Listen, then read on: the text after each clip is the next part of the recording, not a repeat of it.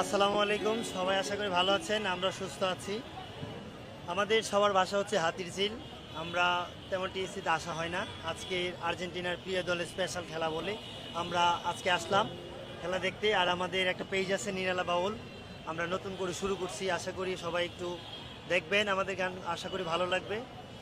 আর আমরা আজকে ইনশাল্লাহ জয় নিয়ে আমরা টিএসসি থেকে ফিরবো ইনশাল্লাহ। আপনি কিছু কইবেন ভাই?